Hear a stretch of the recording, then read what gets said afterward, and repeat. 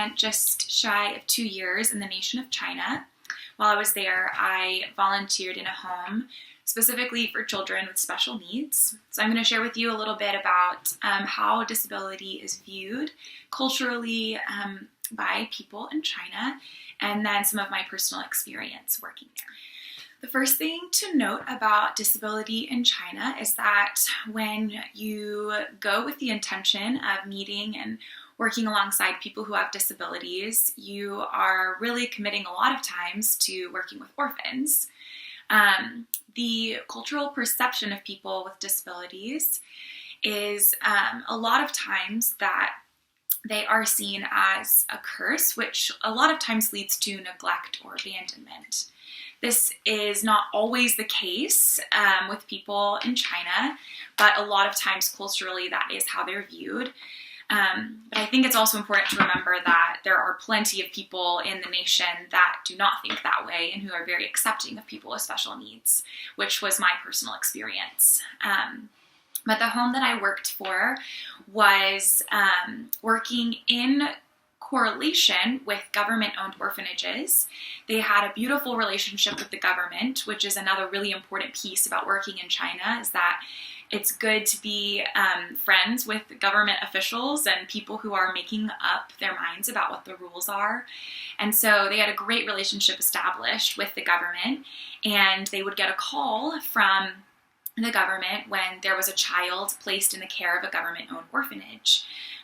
And then they were brought into the care of the foster home that I worked for, so that because they knew they had a great standing with them and knew that they would be cared for. At the government level, everyone in China has the equivalent of our Social Security, and they have identification through the government. A lot of times, people with special needs are not given that paperwork, and so the government chooses which children are deemed adoptable or unadoptable. So a lot of times the need is to care for within the country the people who are deemed unadoptable.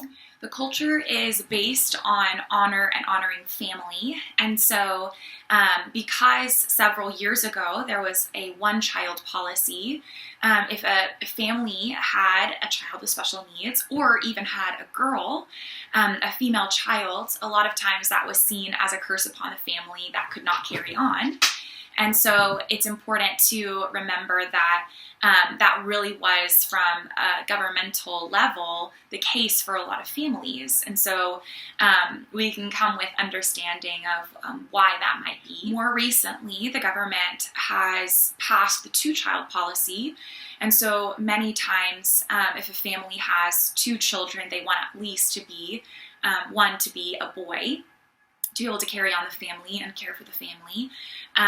But it has helped the culture to know that it's okay to have girls and sometimes even a child with special needs.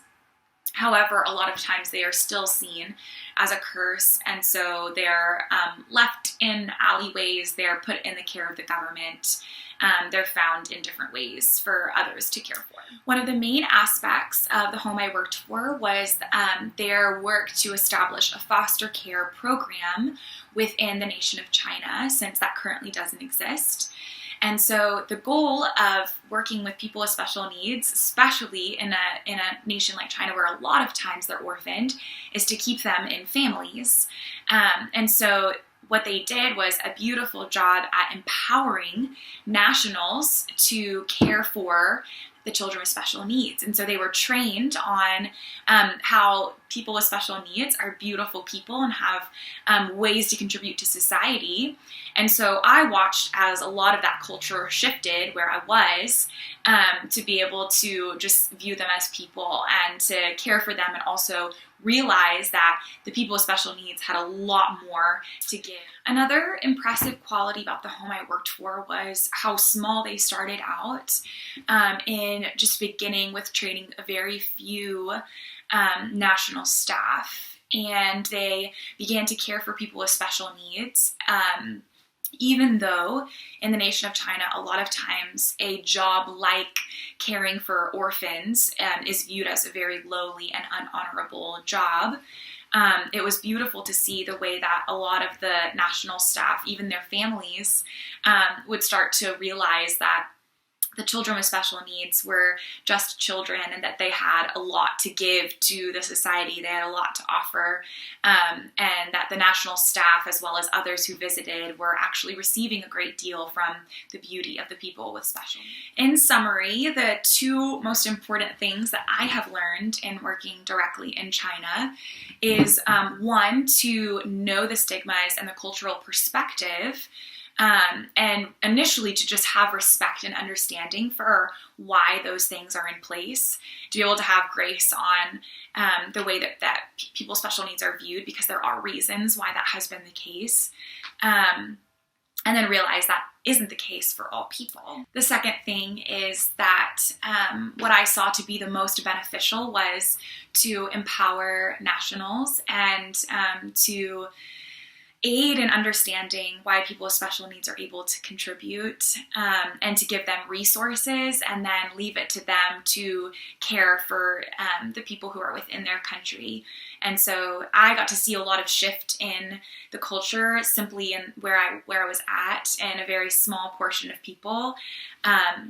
But it was very successful to watch that happen, and to see as they were taught that there was so much to offer from the people with special needs. And then the internationals who were there were able to just step back.